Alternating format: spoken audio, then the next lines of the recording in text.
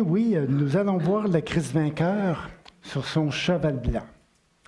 Lors de notre dernière rencontre, il y a un certain temps, c'était au mois de janvier. Lors de notre dernière rencontre, nous avons fait une excursion, une entrée libre dans le livre de l'Apocalypse que personne ne veut enseigner. Je ne sais pas pourquoi. Pourtant, c'est un si beau livre. Donc, je vous ai dit à l'époque que l'Apocalypse me faisait penser à une galerie d'art. En effet, comme dans un grand musée, l'Apocalypse est une exposition de plusieurs tableaux du Christ. En réalité, le thème de l'exposition apocalyptique, si je peux l'appeler ainsi, est l'agneau glorifié. À travers tout le livre, là, c'est l'agneau glorifié qui est vraiment mis de l'avant. Ce n'est pas la fin du monde. Ce qui est vraiment mis de l'avant, c'est l'agneau dans toute sa gloire. C'est une célébration au Dieu qui sauve, à l'agneau sacrifié. Il en est le centre lumineux et dynamique. La dernière fois, je vais prendre ma petite chose ici, si ça fonctionne. Oui. La dernière fois, nous avons contemplé ensemble le beau grand tableau de la majesté du Christ, revêtu de magnificence, de splendeur et de dignité, au milieu des 7 chandeliers d'or, c'est-à-dire au milieu des églises. Et ce Christ nous disait, ne craignez pas, n'ayez pas peur, je suis le premier, je suis le dernier et le vivant. J'étais mort et voici je vis au siècle des siècles. Ce matin, nous visitons le Christ vainqueur, monté sur un cheval blanc, suivi de ses armées sur des chevaux blancs. C'est impressionnant, hein? Comme tableau, l'artiste en question a vraiment essayé de remettre vraiment la splendeur de cette belle description qu'on retrouve dans Apocalypse chapitre 19. Donc, on peut vraiment y voir puissance, gloire et splendeur. Ce tableau a essentiellement pour objectif de mettre en valeur la victoire du Christ sur les puissances du mal. Pour s'y faire, j'aimerais lire quelques textes qui l'ont inspiré. En réalité, Jean, l'apôtre, aussi s'inspire des psaumes, s'inspire de l'Ancien Testament pour faire en sorte de décrire le Christ dans toute sa gloire. Donc, je vais vous lire quelques psaumes qui l'ont inspiré, ce tableau-là. Le psaume 45 en premier. Des paroles pleines de charme bouillonnent dans mon cœur. Je dis mon œuvre est pour le roi. Que ma langue soit comme la plume d'un habile écrivain. Vaillant guerrier, ceins ton épée, ta parure et ta gloire. Oui, ta gloire. Sois vainqueur, monte sur ton char, défends la vérité, la douceur et la justice. Et que ta droite se signale par de merveilleux exploits. D'ailleurs, c'est un chant qu'on chantait lors de l'intronisation des rois. Lorsqu'on installait un roi sur son trône, donc c'était des psaumes qu'on chantait à cette époque-là, lors de l'intronisation des rois. Suite à ça, il y a 3 autres beaux textes. Le psaume 96. Que les cieux se réjouissent et que la terre soit dans l'allégresse. Que la mer retentisse avec tout ce qu'elle contient. Que la campagne s'égaie avec tout ce qu'elle renferme. Que tous les arbres de la forêt poussent des cris de joie devant l'Éternel, car il vient pour juger la terre, il jugera le monde avec justice et les peuples selon sa fidélité. Suite à ça, il y a un autre très beau texte qu'on appelle un texte messianique dans Isaïe, chapitre 11. C'est écrit « Il ne jugera pas sur l'apparence. Il ne se prononcera pas sur un oui-dire. Il jugera les pauvres avec équité.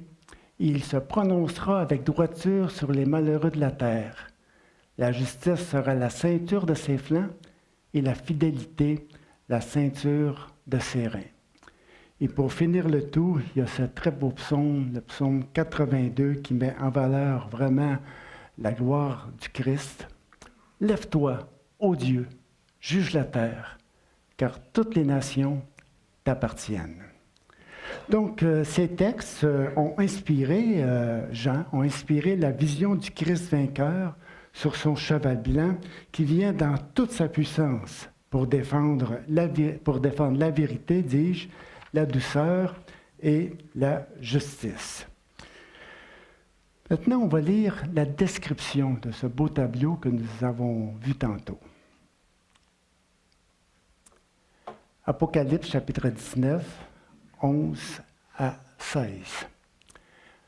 Puis je vis le ciel ouvert, et voici parut un cheval blanc. Celui qui le montait s'appelle Fidèle et Véritable, et il juge et combat avec justice. Ses yeux étaient comme une flamme de feu. Sur sa tête étaient plusieurs diadèmes. Il avait un nom écrit que personne ne connaît, si ce n'est lui-même, et il était revêtu d'un vêtement teint de sang. Son nom est Parole de Dieu. Les armées qui sont dans le ciel le suivaient sur des chevaux blancs, revêtus d'un fin lin blanc et pur. De sa bouche sortait un épée aiguë pour frapper les nations. Il les pètera avec une verge de fer, et il foulera la cuve du vin de l'ardente colère du Dieu Tout-Puissant. Il avait sur son vêtement et sur sa cuisse un nom écrit « Roi des rois, Seigneur des seigneurs ». C'est impressionnant. C'est une description impressionnante du Christ. À chaque fois que je la lis, je suis comme impressionné, renversé, bouleversé. C'est grandiose, c'est majestueux, c'est beau, c'est grand. Tout comme le général de l'armée romaine sortait de son palais avec ses armées pour défendre son royaume, ici le Christ est dépeint comme un vaillant guerrier, sortant de son palais royal sur la monture d'un cheval blanc, avec ses armées revêtues de robes blanches pour combattre et pour vaincre. Tout est spectaculaire dans cette description. Le cavalier, le cheval blanc, les diadèmes qu'il porte sur sa tête, l'épée qui sort de sa bouche, le vêtement teint de sang, le cep de fer qu'il tient dans sa main, la cuve de raisin qu'il foule sous ses pieds. Tout est éclatant, tout est saisissant, tout est captivant. Encore une fois, ou juste avant, je devrais dire, cette description est remplie d'éléments qui peuvent nous paraître insolites et incompréhensibles, n'est-ce pas? Ce n'est pas évident. Surtout pour nous aujourd'hui. Peut-être pour eux un peu moins à l'époque, parce qu'en réalité, Jean puise encore une fois dans son univers pour décrire l'indescriptible. Il utilise un langage humain pour définir ce qui est indéfinissable. Comme Pierre Prigent le dit si bien, Pierre Prigent, c'est un des grands commentateurs de l'Apocalypse. Comme Pierre Prigent le dit si bien, le but de ce tableau n'est pas de nommer, mais de signifier, de nous dire quelque chose au sujet du Christ. Le langage, les images de ce tableau sont symboliques, spirituelles et théologiques. Ainsi, il ne faudrait pas voir dans ce tableau un portrait réel, palpable du Christ. Laissez-moi vous dire qu'au ciel, il n'y a pas de chevaux blancs. Il n'y a pas de vêtements teints de sang. Il n'y a pas d'épée aiguë. Puis il n'y a pas de pressoir à vin. On est d'accord? Au ciel, là, quand vous allez arriver là-haut, là, vous ne trouverez rien de ça.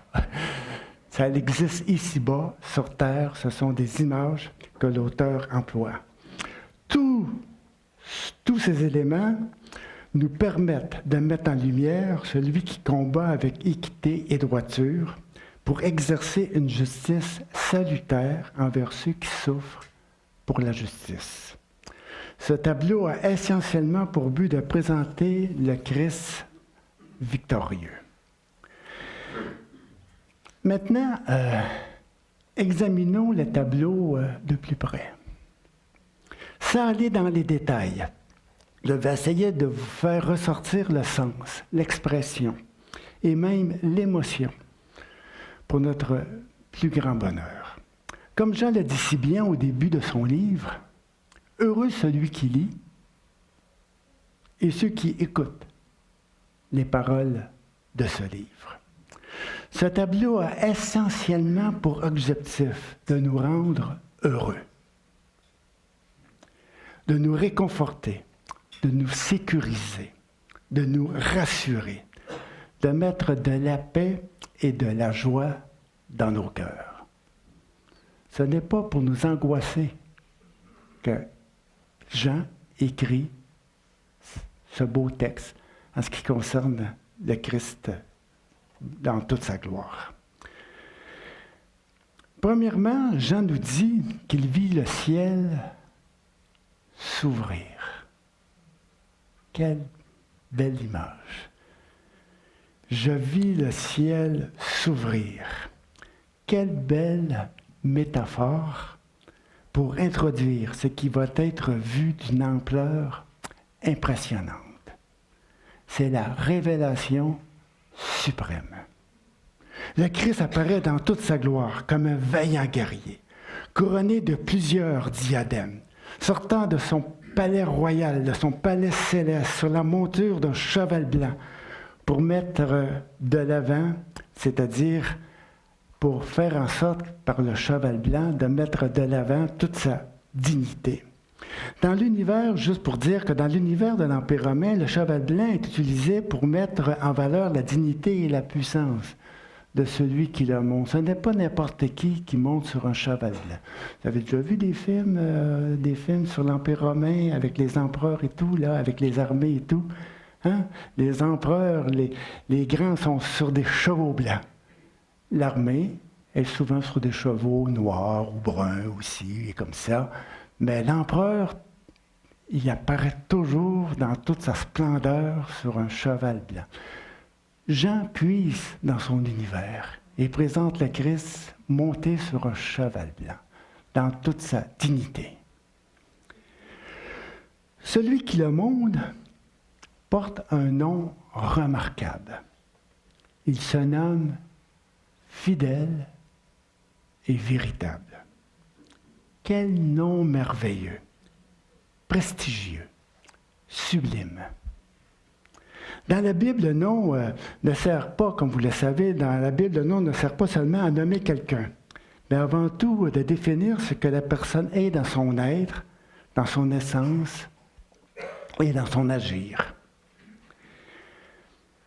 Le Christ est le fidèle reflet de Dieu, la véritable révélation divine. Il est celui dont le témoignage a le caractère certain, solide et éternel des actions de Dieu. Il vient pour combattre avec équité et droiture.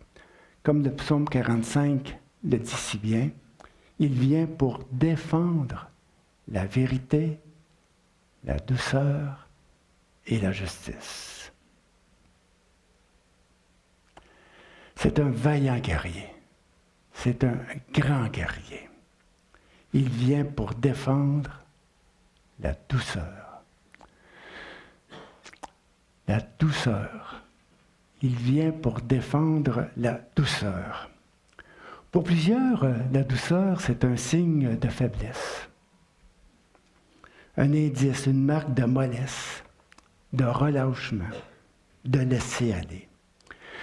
Parfois, ça peut paraître plus élégant, plus énergique, plus viril de défendre l'autoritarisme, la dureté, l'intransigeance. Le Christ défend la douceur. Vaillant guerrier, dit le psaume 45. Ceins ton épée, ta parure et ta gloire. Défends la douceur. En d'autres mots, défends la miséricorde, défends la compassion, défends la bonté. Laissez-moi vous dire que ça prend beaucoup de force, d'audace et de volonté pour défendre la douceur, la miséricorde et la compassion. Ça ne se fait pas automatiquement. On n'est plus porté à durcir les choses que d'être à l'écoute des choses. Oui, ça prend beaucoup de force, d'audace et de volonté pour défendre les plus petits, les plus faibles, de prendre la part des plus démunis, de ceux qui n'ont pas de parole devant les puissances ou les puissants de ce monde. La douceur, c'est d'être favorable envers les malheureux, sensible à la souffrance de l'autre.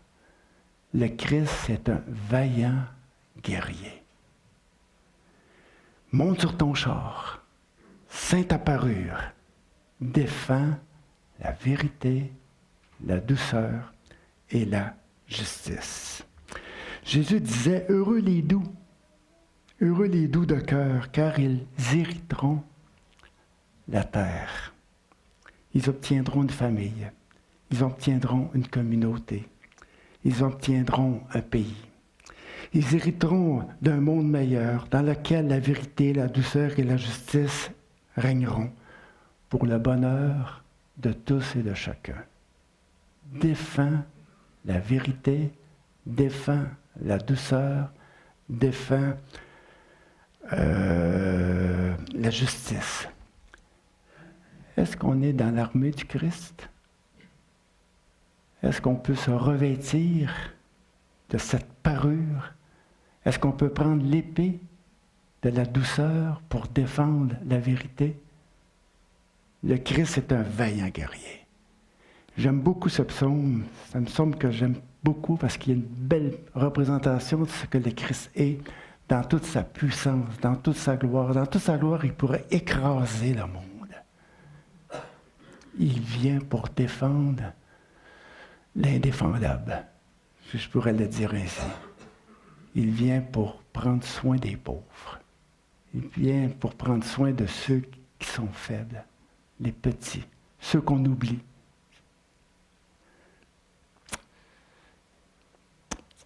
Ses yeux, dit le texte, sont flamboyants, comme des flammes de feu. Pour défendre la vérité, la douceur et la justice. Ses yeux, comme une flamme de feu, mettent en évidence sa perspicacité, sa capacité de voir ce qui échappe à la plupart des gens, de percer l'invisible, d'aller jusqu'au fond des choses, jusqu'au fond des cœurs. Comme le dit si bien Isaïe, il ne jugera pas sur l'apparence. Il ne se prononcera pas sur un oui-dire, sur des racontars, sur des rencontres, sur des rumeurs. Il voit ce que personne voit. Ses yeux pénètrent jusqu'au plus profond des cœurs pour percevoir et évaluer les pensées les plus secrètes des hommes, afin de rendre la vraie justice. Sur sa tête, il y a plusieurs diadèmes. Tout simplement pour nous dire qu'il a une pleine autorité sur toutes les nations. Le Christ en porte plusieurs. Il a pleine autorité. Le psaume 82 dit « Lève-toi, ô Dieu, juge la terre, car toutes les nations t'appartiennent. » Il a un nom d'inscrit, gravé sous les diadèmes, que personne ne connaît si ce n'est lui-même. Les empereurs romains, paraîtrait-il à l'époque, le diadème, c'était parfois une sorte de turban. On voit ça parfois dans certains films ou sur certaines parures. C'était pas toujours une couronne, c'est parfois un bandeau. Et parfois, sur ce bandeau-là, il y avait le nom de ses yeux qui apparaissaient à l'intérieur de ce bandeau-là. Le Christ, le cavalier, il porte aussi un nom. Il y a un nom décrit que personne ne connaît si ce n'est lui-même. Quel est ce nom secret que personne ne connaît si ce n'est lui-même? Quel est ce nom que personne d'autre que lui ne peut porter? Selon les théologiens, c'est le nom même de Dieu. Selon les commentateurs, que eux emploient un mot savant, c'est le tétragramme sacré de Dieu. Le tétragramme, ce sont les 4 lettres. Tégra, qui veut dire 4, gramme, qui veut dire lettre. Les 4 lettres. Et vous les connaissez, Y, H, W, H. Ça vous dit quelque chose? On a essayé de traduire, on a essayé de mettre des voyelles. Parce qu'en réalité, l'ancien hébreu ne porte pas de voyelles souvent. C'est une langue qui fonctionne par la phonétique. Donc, pour nous, pour que ça soit lisible, on est obligé de mettre des voyelles à l'intérieur des consoles. C'est de là qu'on a essayé de traduire par Jéhovah, en mettant un O, ainsi de suite, ou tout simplement par Yahvé. Mais encore là, c'est pas clair, ça. Hein? On a essayé. Ce sont vraiment des tentatives pour pouvoir vraiment traduire ce tétragramme incompréhensible. Pour les Juifs, oui, ce nom ne doit pas être lu et prononcé tel il est écrit par respect pour le nom divin. Vous savez, on ne le prononçait pas. Car ce nom participe à la sainteté suprême interdite des hommes. Ce nom a été traduit dans nos Bibles, en français, par Seigneur ou par Éternel, par respect pour le judaïsme. Si vous allez dans les Bibles catholiques, c'est Seigneur. Adonai en grec. Si vous allez dans les Bibles protestantes, surtout second, ça va être Éternel. C'est une traduction.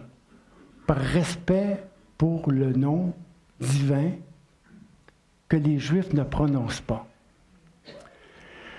Ce nom désigne l'essence divine qui est invisible et ineffable. Le Christ est le seul à porter ce nom, car il est le seul à connaître l'essence, l'être même de Dieu.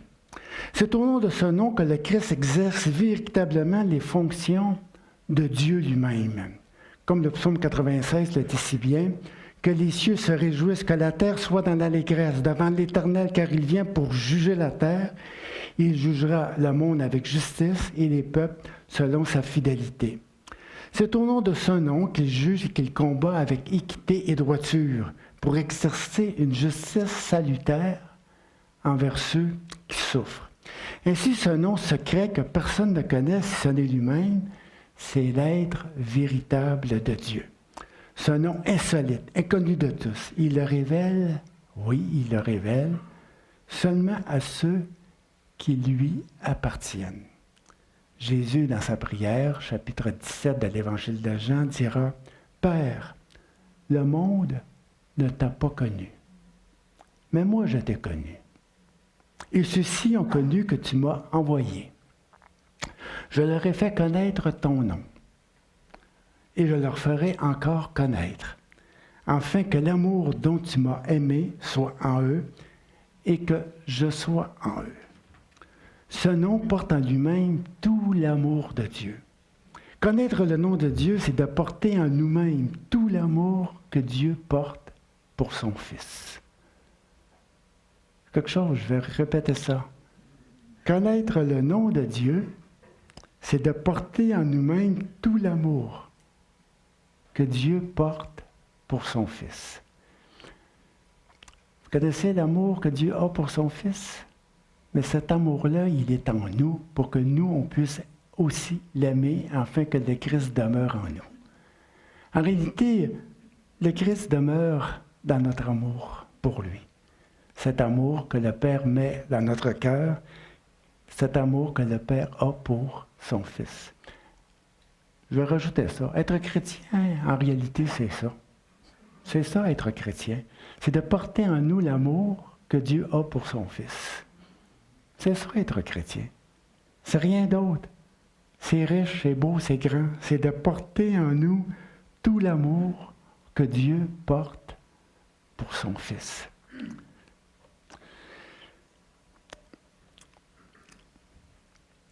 Ce cavalier, sur son cheval blanc, il est revêtu d'un vêtement teint de sang.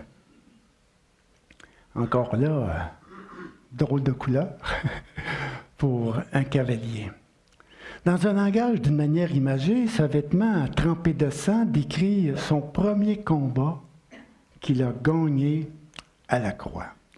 Au début de l'Apocalypse, chapitre 5, je crois, les 24 vieillards disent que c'est à la croix qu'il a acquis pour Dieu, par son sang, des gens de toute tribu, de toute langue, de tout peuple, de toute nation, et qu'il a fait d'eux un peuple et un royaume de prêtres et de rois.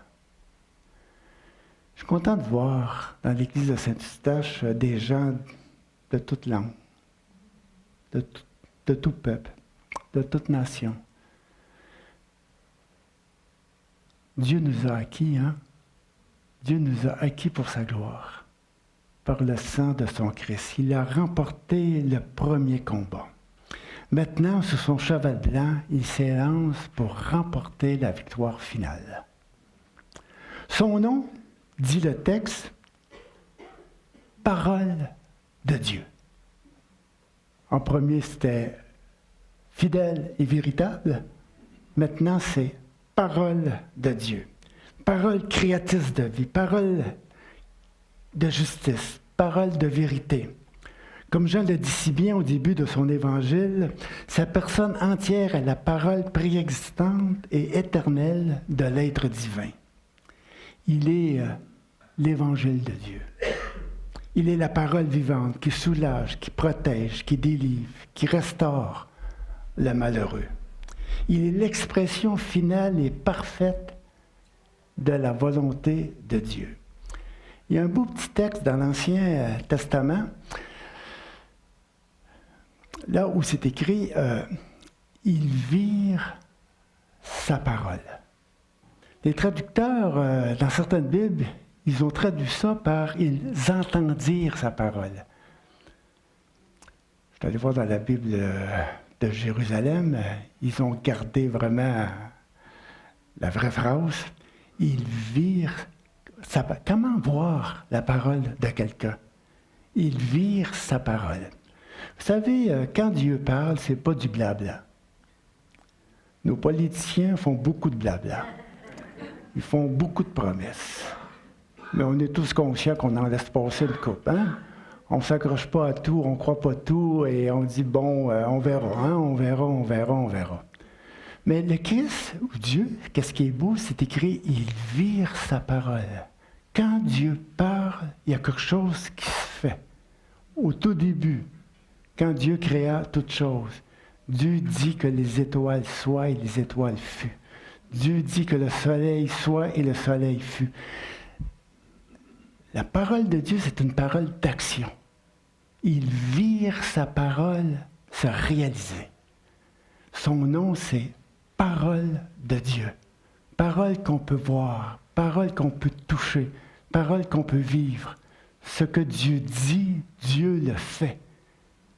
Il est la parole de Dieu. Et pour terminer, il est suivi d'une armée de vainqueurs, c'est-à-dire de l'ensemble de tous les chrétiens victorieux par le sang de l'agneau. Ceux-ci sont revêtus de vêtements blancs.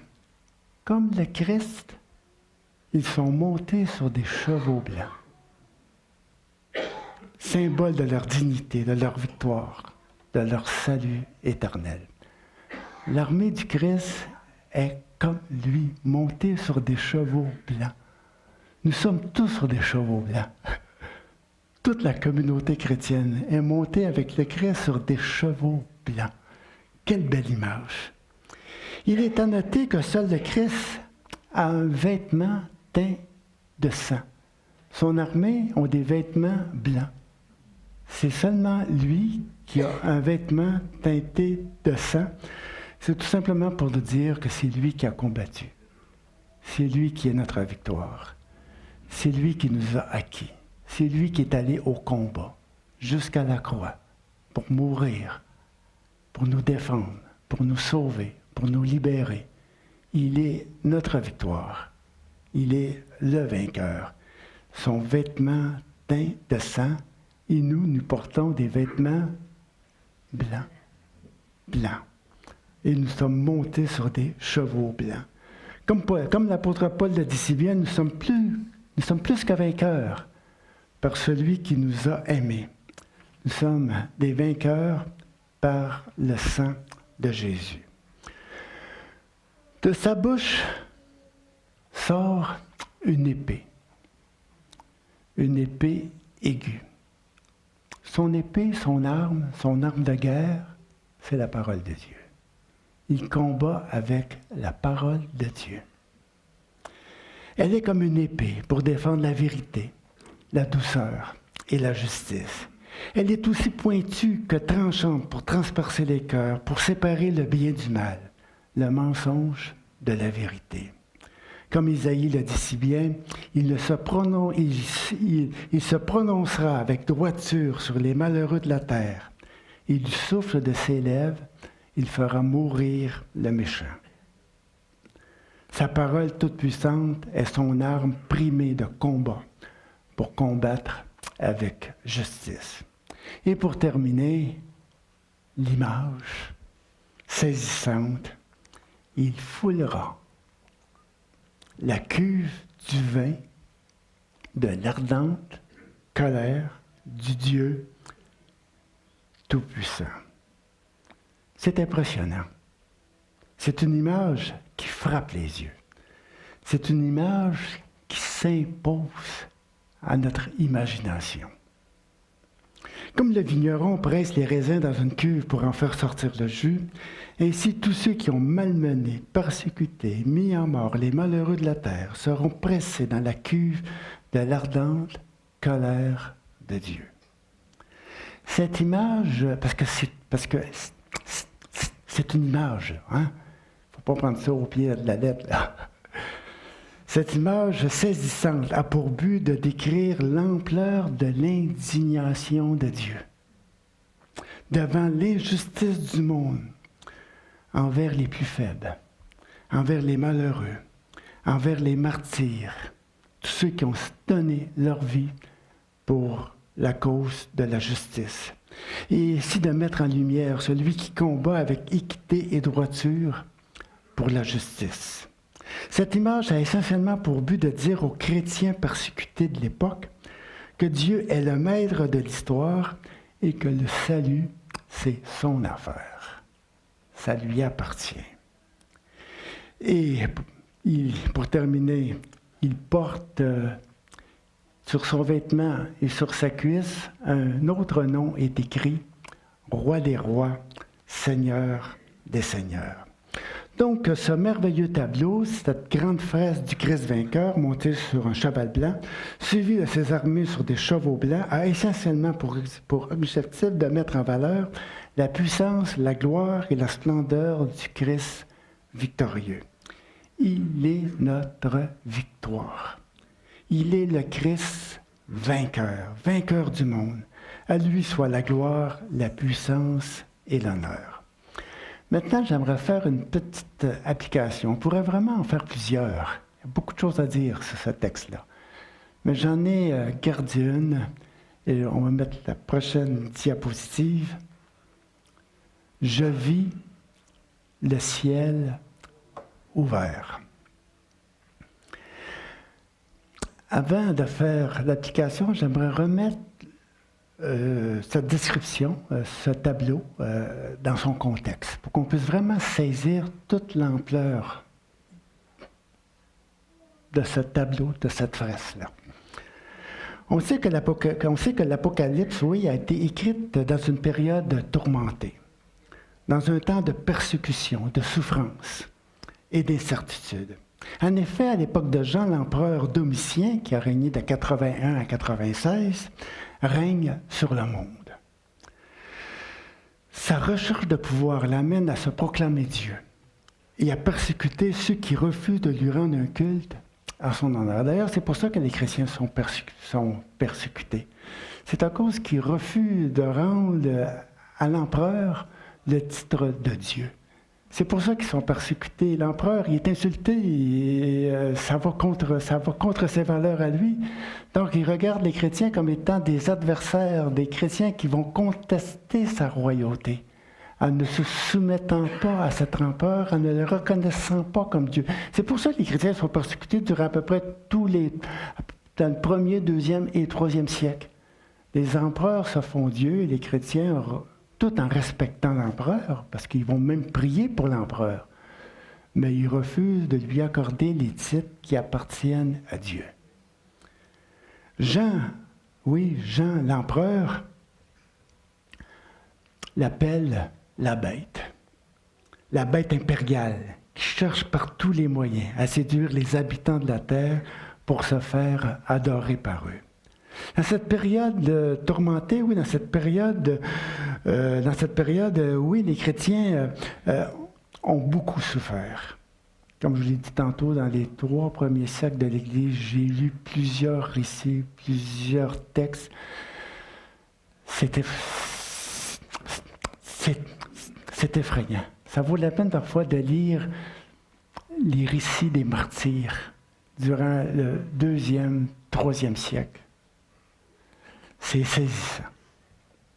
Dans cette période, les chrétiens ont beaucoup souffert. Jean nous dit dans sa préface de son livre que lui-même a été arrêté par les autorités romaines et amené en exil sur l'île de Patmos, et qui partage avec les autres chrétiens la tribulation, la détresse et la douleur. Plusieurs églises, en effet, durant cette période, ont perdu leur pasteur. Des familles ont perdu un frère, une sœur, un père, une mère, un ami, une amie. Jean nous dit qu'on a trouvé chez la Rome impériale le sang des prophètes et des saints et de tous ceux qui ont été égorgés sur la terre. Il la compare à une femme qui est ivre du sang des témoins de Jésus. Au cœur de la persécution et des souffrances, les chrétiens sont saisis de crainte. La frayeur s'empare d'eux. L'anxiété les remplit. On a l'impression que le ciel s'est refermé sur lui-même. Où est le Christ? Où est notre victoire?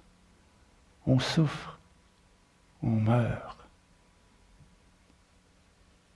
On a l'impression que le ciel ne nous écoute plus. On a l'impression que le ciel s'est refermé sur lui-même. On a l'impression que le monde a vaincu.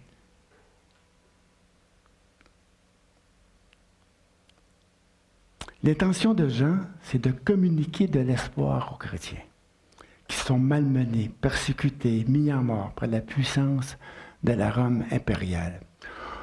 Au milieu de la détresse, ils voient le ciel s'ouvrir. Ils voient le Christ, vainqueur, paraître comme un vaillant guerrier sur un cheval blanc, remporter la victoire finale sur les forces du mal, sur le monde malveillant, idolâtre et sanguinaire. De là vient ces quelques petits mots que je retiens. Je vis le ciel ouvert. Nous aussi, parfois, on a l'impression que le ciel s'est refermé. Au milieu de la détresse, de l'anxiété, de la souffrance, on souffre en silence au milieu de nos ténèbres. On regarde vers ce qui fait souffrir, on regarde vers celui qui nous fait souffrir. Au plus profond de notre cœur, le découragement, la peur, le doute s'emparent de nous. Les ténèbres s'installent dans nos cœurs. On prie, On pleure, on crie. Et tout à coup, le ciel s'ouvre. L'espoir revient. Le Christ, comme un cavalier sur son cheval blanc, apparaît couronné de plusieurs diadèmes pour nous donner du courage et de l'espérance au milieu de nos détresses, de nos difficultés et de nos souffrances. Ne perdons jamais de vue, frères et sœurs, que nous sommes plus que vainqueurs par celui qui nous a aimés. Ne perdons jamais de vue que nous sommes dans l'armée du vainqueur, montés sur des chevaux blancs, revêtus d'un tissu de lin blanc et pur, signe de notre dignité, de notre victoire, de notre salut éternel. Notre ciel est ouvert. Le Christ apparaît dans toute sa gloire. Il est notre victoire. J'aimerais terminer ici. Voir Jésus, notre victoire, et ainsi toujours posséder l'espérance d'un jour nouveau. Mais j'aimerais rajouter quelque chose, d'être des vaillants guerriers. Soyons dans l'armée du Christ pour défendre la vérité, la douceur et la justice. Merci beaucoup.